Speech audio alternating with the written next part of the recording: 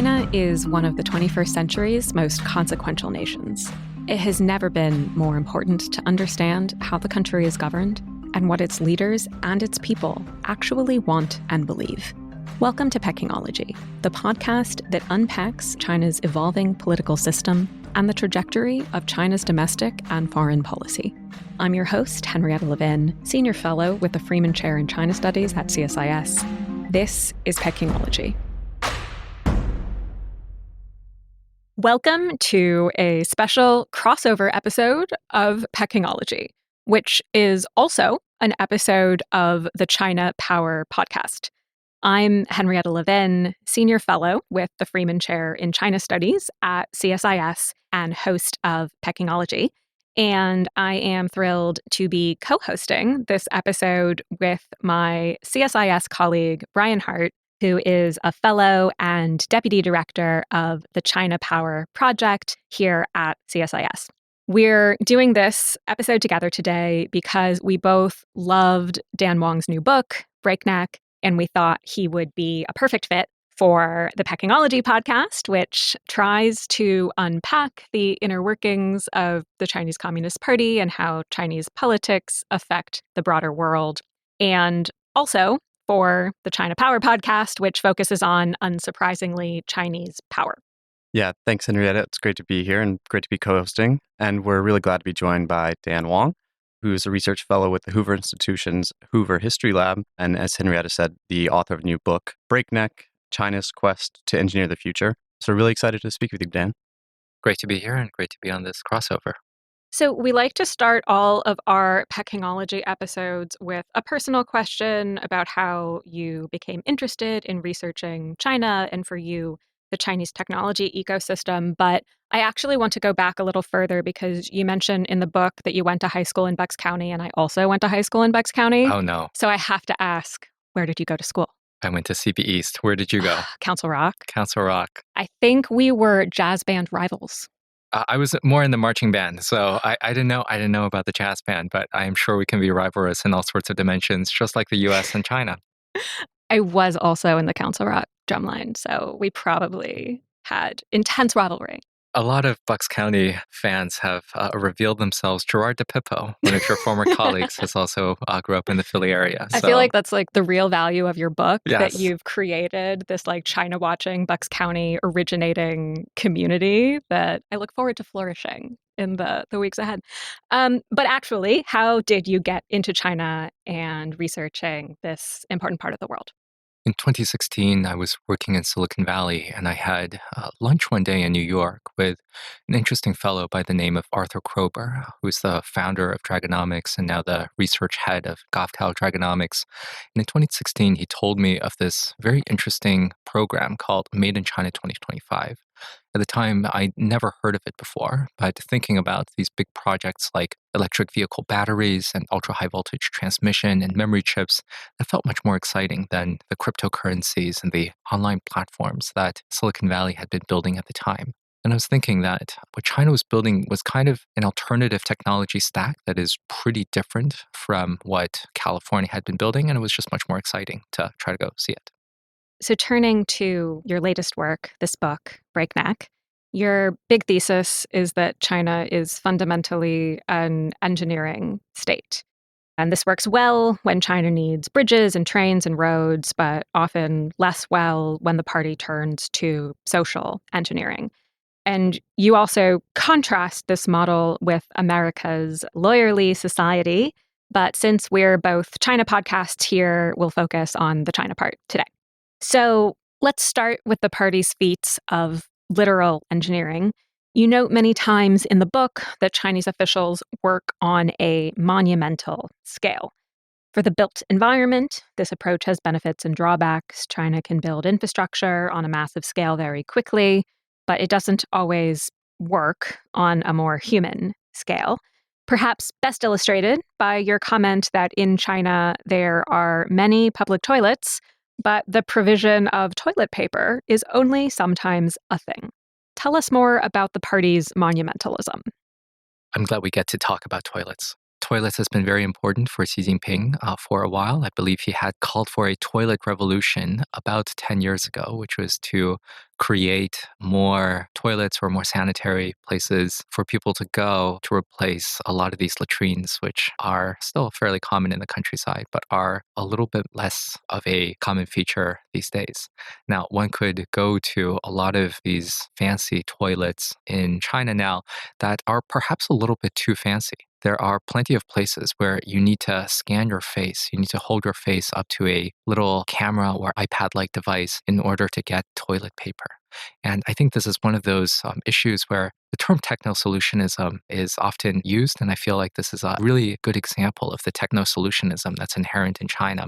They cannot trust people to have and use toilet paper properly, rather than have to install some strange electronics device with, I'm sure, what are pretty sophisticated algorithms in order to allocate toilet paper out to the people.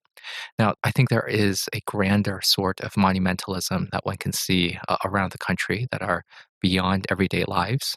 I feel like China has been very, very interested in building big projects to establish political prestige for a long time. Imperial China is famous for the Great Wall as well as the Grand Canal. So the first is a fortification system, the second is a water management system. And I feel like you can trace a pretty direct lineage from the Grand Canal into these big hydraulic projects like the Three Gorges Dam in southwest China. Throughout the 1990s, the Three Gorges Dam took a life of its own, in part to establish that China was much more interested in economic growth and the production of power rather than something like political liberalization. And that's how the Communist Party was going to do well by the people. But even today, if you walk around Shanghai, which is, I think, generally not a super monumentalist city, one would find still all of the big skyscrapers in Pudong, which was built in part by Jiang Zemin era to say that China is going to have these really big skyscrapers that is going to outmatch Chicago and Manhattan in terms of great prestige. This is especially evident if you walk around in Beijing, where the centerpiece of the city is the Forbidden Palace, where people went regularly to kowtow for the emperor's pleasure. And so I feel like a lot of China is really built for a bird's eyes view of cities. You know, a lot of these cities look beautiful if you're hovering above in the skies or perhaps taking a drone shot. When it comes to the provision of goods essential for everyday lives, whether that is a public toilet or just a small and simple noodle shop and dumpling shop, it is a little bit harder to find these in Beijing. Rather, they really like big grandeur and monumental projects.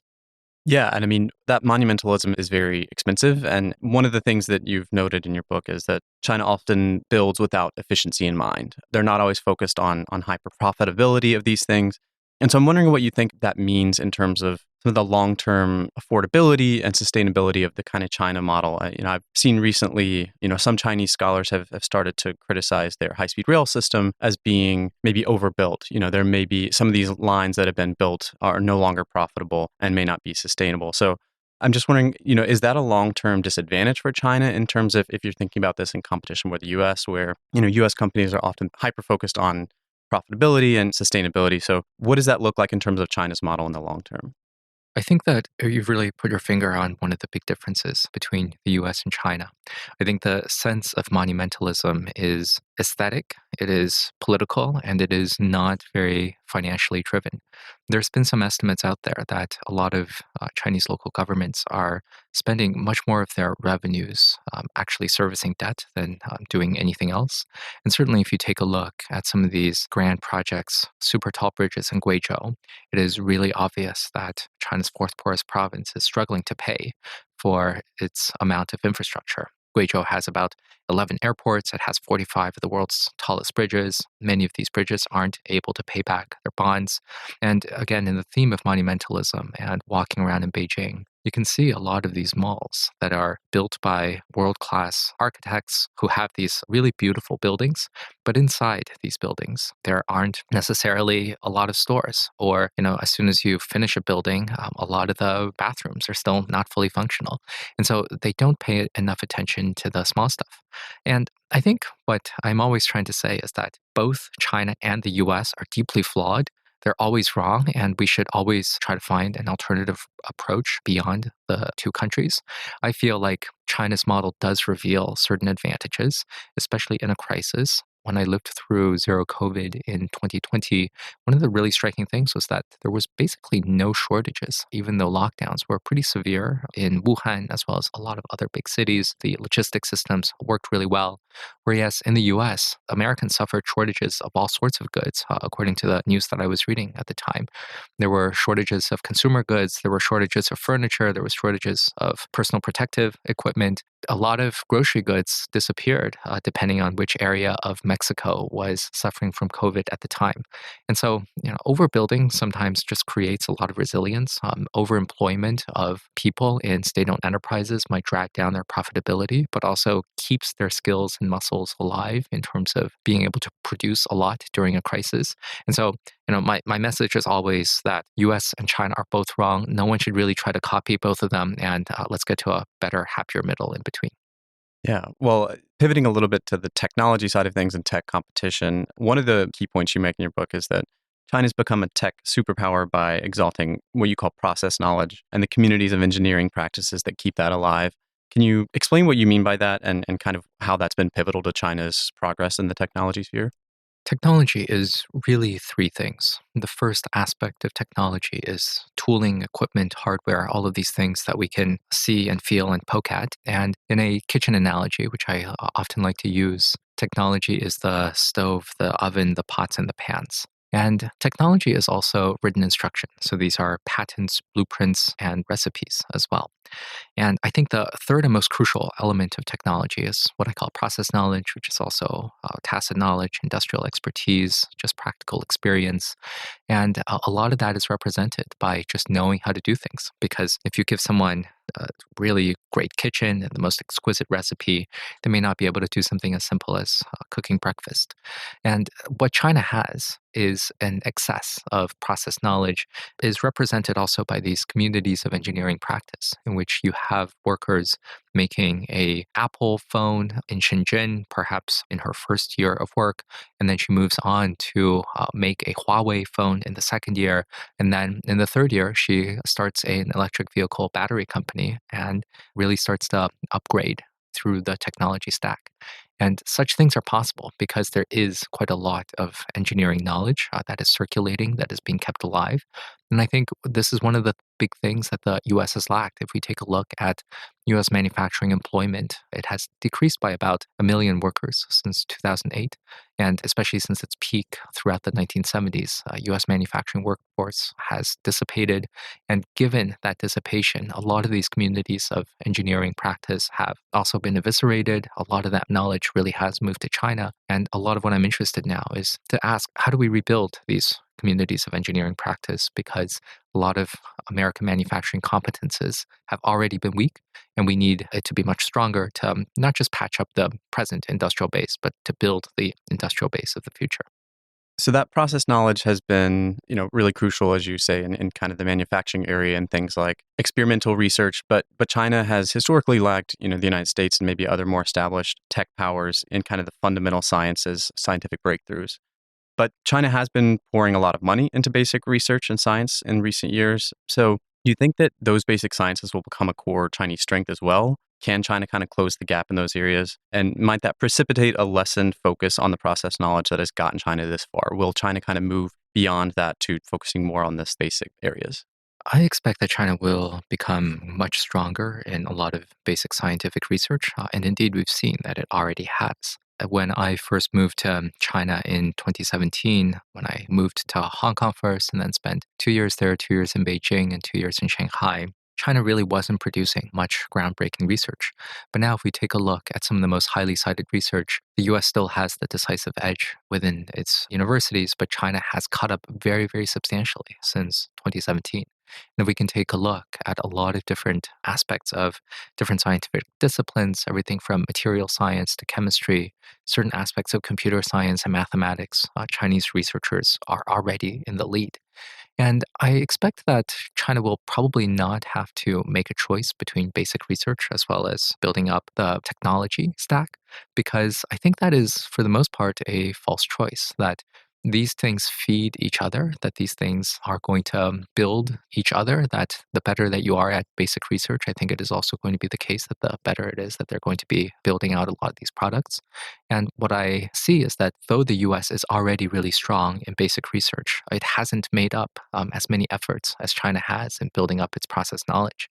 And so I feel like China is definitely catching up in its areas of weakness, but I'm not sure that the US is really getting better in terms of technology production and building out its industrial base as well. Yeah, one of the things you note is that the Chinese Communist Party doesn't value all technology equally. The state has really prioritized the pursuit of physical and industrial technology over some of these virtual ones, like social media and e-commerce platforms. You had this good quote that Xi has scorned the virtual economy, preferring his industry heavy and his output hard. So China, might be home to the most innovative e-commerce system in the world. So how has that happened despite this focus on the hard economy versus the virtual economy? Is this China kind of succeeding in an area even though the party wants to focus on some of these harder areas? Yes, absolutely. And I think my first model of China is that though the state is very strong, entrepreneurs are also very strong, and it is not always going to shake out in the favor of the state. There are plenty of areas in which Chinese entrepreneurs have succeeded without much government intervention, and perhaps they thrived because they did not have much government intervention. In a lot of the crucial sectors of Chinese success, in something like electric vehicles, the dominant producers of electric vehicles did not grow out of the state. It wasn't the state-owned enterprises, the state-owned automakers that really built the best EVs. Right now, it is really BYD, an entrepreneurial firm. And so I think there is definitely a sense that the state is going to be really strong. But I think the record of the state in industrial policy is decidedly mixed. Often they mess things up, they crush a lot of entrepreneurs, they take away a lot of dynamism. At the same time, there is this churning mass of entrepreneurial talent in China that I believe the state will never be able to crush. And if they do somehow manage to crush it one day, then that will be very bad news for China indeed. But for the most part, there is still plenty of things going on in China that the state doesn't really detect. I think one of the things that we learned about DeepSeek was that, though there has been a lot of efforts by the state to really become a technology leader in terms of AI, this hedge fund, which is not in the good political graces of Beijing, that was working pretty far away from Beijing. Hangzhou is not exactly a distant backwater, but it is not exactly right next to Beijing either. And that it was able to produce a great success, and the state was mostly following its lead and trying to appropriate it and get close to it only afterwards. So there is still plenty going on in China that is not fully managed by the state. So there's a lot of talk about ideology, how Xi views the world. You ascribe a kind of worldview to Xi Jinping called completionism. What does that mean? One of the most curious brags I've seen from any Chinese official came from a minister of industry and information technology, in which he said that China produces in every single statistical category maintained by the United Nations. And I feel like this is very much a Chinese sort of a boast because they really like to view things in terms of categories and try to have a really high mark in terms of all of them. And I feel what China wants is some degree of completionism, some degree of self-sufficiency, that what China ultimately wants is to achieve the great dreams of the Qing dynasty, which called itself in the latter half of the dynasty as the Celestial Empire, in which China really wants to become the center of the world again, which doesn't need so many of the foreign trinkets that it can produce itself, and that it can close its doors and be blissfully serene about the turmoils of barbarians outside. But first, to get there, China needs to break the American stranglehold on semiconductors, the Western stranglehold on aviation technologies, as well as a lot of other crucial dependencies in things like biotech, as well as a lot of other goods. China needs to be able to subdue foreign powers such that they don't feel like other powers could be a threat economically, militarily, or in terms of ideology. A completionist big state, I think, is one of the goals that Xi is trying to achieve. Now, I'm hoping we can talk about how the engineering state views the people who actually live inside of it. And you do note that on the social engineering side of the equation is where some of these practices, the culture of building, of engineering, starts to show some challenges. And as China's population continues to drop, the party has adopted an increasingly obsessive focus on social engineering when it comes to fertility and the role of women in society. And yet, as you highlight in the book, since the 2022 National People's Congress, the Politburo has lacked any women for the first time in decades. And of course, there's normally only one or two women, but at least there was one or two and now zero. How is this playing out? One of the most fascinating little news stories that I've seen in the last few years is that a lot of the birth planning officers that used to enforce the one-child policy have done a complete 180 in order to go from restricting births into promoting births. And I believe it was The Economist that did a little story of how neighborhood committees in China are going up to women and asking them about their menstrual cycles and asking them about their family preferences. And these people are often telling women, well, you may like cats, but cats are no substitute for children. And this is one of these things that we hear from a lot of obnoxious politicians everywhere. This is mostly on TV everywhere else, but in China, this is kind of up close and personal by party committees. And my favorite little tidbit from this story was that one woman noted that her parents, after she married, has asked her about her childbearing preferences only once, whereas the local committees sent out by the party have asked her already 6 times, when will you have children? And so I think this is the sort of thing that is pretty obnoxious for women everywhere, this question of when would you like to have kids? But I think it is especially obnoxious in China, where it's not just the families doing it, it is also the party state encouraging it. I think this sort of speaks a little bit to the aspect of engineering in China in which the Chinese state is finding that the one-child policy could be enforced through these brutal campaigns of forced sterilizations and mass abortions. But they are having a rather difficult time trying to engineer the population in order to get them to coerce copulation or something in order to have kids. And I think this is one of the things that we can see in which a lot of folks in China, not by any means a great percentage, but a substantial number of people have expressed and displayed a great willingness to leave and take leave of the great rejuvenation of the Chinese people that is undertaken in their name. We see that a lot of people have fled to Ecuador, in which they don't have to get a visa in order to do the very dangerous months-long walk to cross the southwestern border in the United States. We've seen a lot of apprehensions by CBP in 2023 and 2024 of people who are crossing over. We see a lot of Chinese entrepreneurs have moved to the US, the UK, Japan in order to move their businesses there. We've seen a lot of creative people who've moved to Thailand, where I've spent a bit of time in Chiang Mai, as well as New York, as well as the Netherlands, because they are not so thrilled with the degree of social control that they're suffering. Again, I feel like this is a very narrow slice of the population, mostly pretty elite, aside from those who decide to walk across the border to Texas and Arizona. But that discontent is real, and the question is just how widespread it is. Many of the neighborhood committees you highlight in the book that are now enforcing these increasingly aggressive and awkward conversations around women's fertility have their origin in implementation of zero COVID and the COVID lockdowns. And you have a powerful chapter on your experience of the COVID lockdowns in Shanghai, including a drone that helpfully approaches the window of your apartment with a reminder to repress your soul's yearning for freedom. How did China's character as an engineering state lead to what became an increasingly disastrous zero COVID policy and then the sudden decision to reverse course? Yeah, I think the drones were a pretty scary part of the Shanghai lockdowns.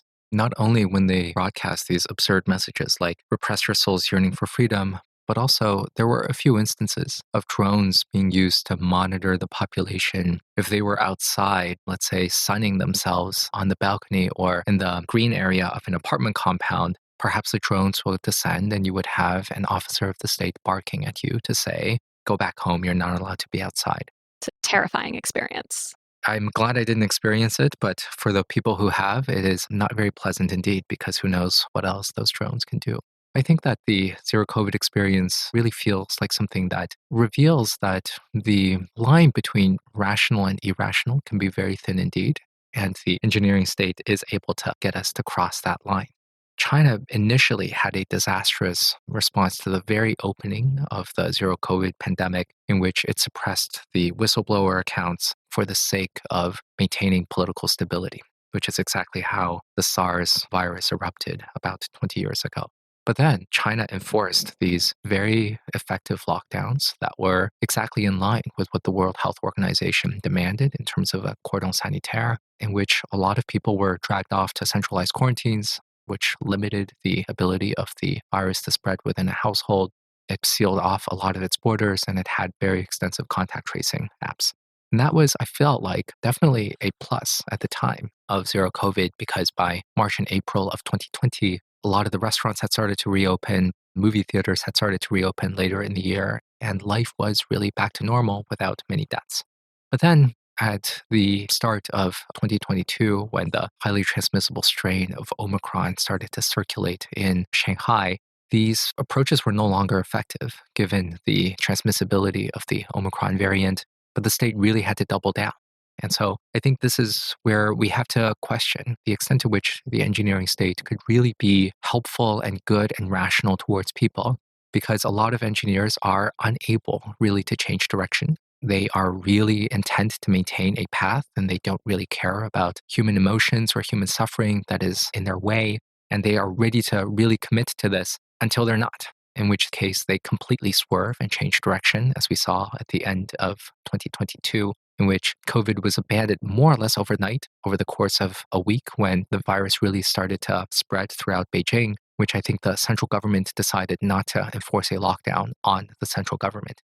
This speaks to some of the successes, the merits, as well as the madnesses of engineering state when we take a look at the experience of COVID in China.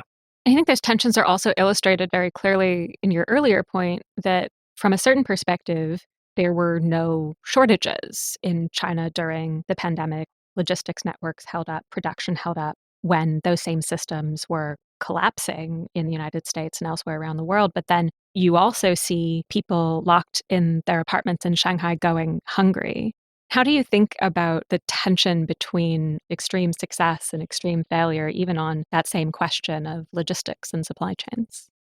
Yes, that's right. And I think a lot about this headline that ran in China Daily shortly before the Shanghai lockdown in 2022, in which the Shanghai government declared that Shanghai has no plans for a citywide lockdown. Initially, I read that as saying, well, we're going to deny that we're going to have a lockdown. But now I understand it to mean, well, we had made no plans to enforce a lockdown against 25 million people at the start of 2022.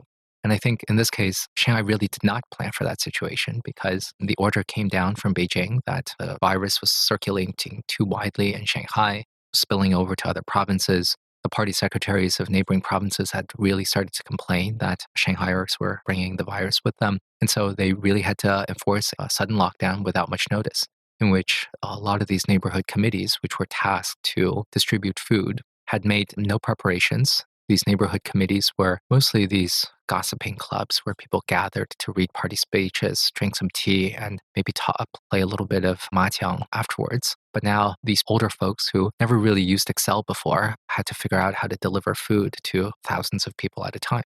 That system obviously couldn't work. But I think this also speaks a little bit to the tendencies of the engineering state, in which extreme success and extreme failure don't go too far apart. One of the points I make in my book is that let's think about what was the very worst year in China to be born. I think it is going to be something like 1949, the founding of the People's Republic. If you were born in 1949, by the time that you turned age 10 roughly, you might have experienced some degree of famine during the Great Leap Forward. If you were an urbanite, by the time that you were able to attend college, Mao would probably have shut down all of the universities with his injunction to bombard the headquarters as he kicked off the Cultural Revolution. By the time that you were having kids, perhaps in your 30s, Deng Xiaoping would have announced the one-child policy, which was really, really brutal. And then you would have suffered this last spasm of a state-run mobilization campaign, namely zero COVID, when you were in your late 60s and 70s. If you just shift the year of birth by just 10 years, by one decade, if you were born in 1959, you would have no memory of famine. You would not have been too severely affected, probably, by the Cultural Revolution. Deng Xiaoping would have opened the universities just at the time when you were able to attend university, and people were able to build businesses, acquire housing, and build a lot of their wealth. So that was the luckiest generation. And I think this absolutely speaks to the very thin line between rationality and madness, as well as great success and great failure. I want to briefly return to the role of ideology in party decision making, which I think fits a little bit uneasily in your book, because on the one hand, of course, the idea of production as a moral act, which you describe has a clear Marxist resonance, but we tend to think of engineers as problem solvers, not as priests or philosophers or necessarily Marxists. So, what is the role of ideology in the party today? I think this is maybe something like rule of law as designed by engineers. I think that is something I would always try to be conciliatory, and that is how I will reconcile it.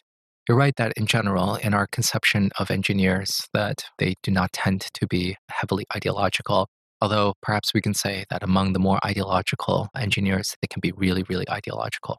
One of these books that is out there, and I'm never very sure whether this book was mostly just a big joke, was that it pointed out that a lot of the hijackers of the planes on 9/11 had degrees in engineering. It's like most of them were trained to be engineers. And a lot of the jihadists back in the late 90s and early 2000s had degrees in engineering. And so it is possible that once an engineer becomes ideological, the ideology becomes really virulent. I think that China is certainly a heavily ideological state. What we can see is that the propaganda department is still one of the most important instruments of the Communist Party. The person in charge of propaganda must be only a functionary. That person should generally not be allowed to sit in the standing committee, otherwise, that person could be way too powerful. And again, we've seen that China is organized through these centralized campaigns of inspiration in which the leadership sets out a few important objectives, and then the rest of the party state is expected to mobilize and produce a campaign. Now, some of these slogans can be a bit of a mouthful, something like common prosperity or new productive forces. And so a lot of these Marxist terms don't necessarily inspire a lot of confidence.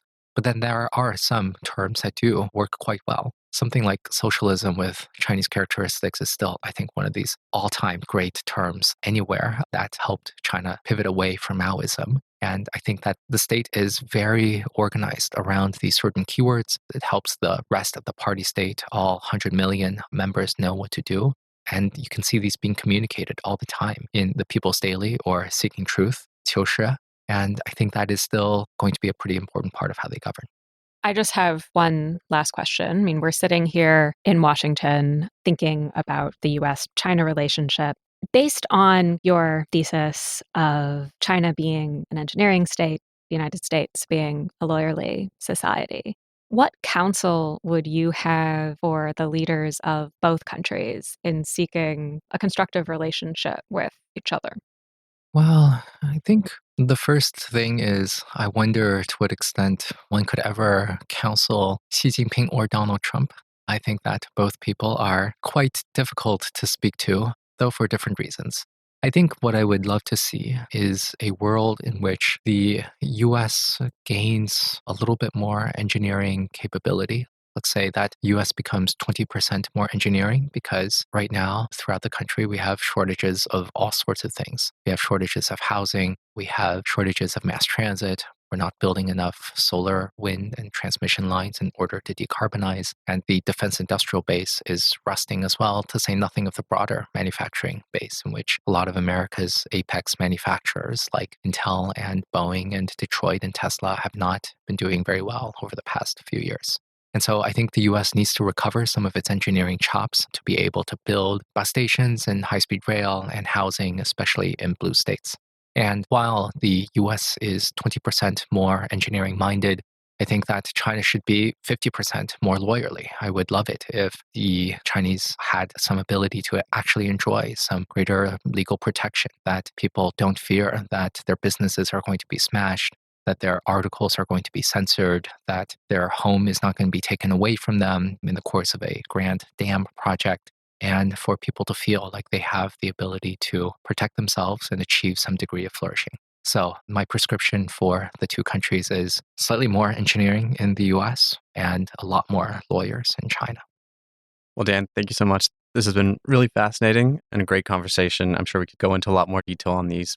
For those who do want to dig more into Dan's argument, you could read his book, Breakneck, or you can do like me and listen to it on audiobook. You can also read his foreign affairs piece, The Real China Model, Beijing's Enduring Formula for Wealth and Power, co-authored with Arthur Krober. So yeah, Dan, thank you so much. And thanks, Henrietta, for co-hosting. This was a lot of fun. This was a lot of fun indeed. To our listeners who might be hearing about Pekingology or China Power for the first time on this special crossover episode, we hope you will subscribe to both podcasts to hear from leading experts on the most important trends in Chinese politics and power.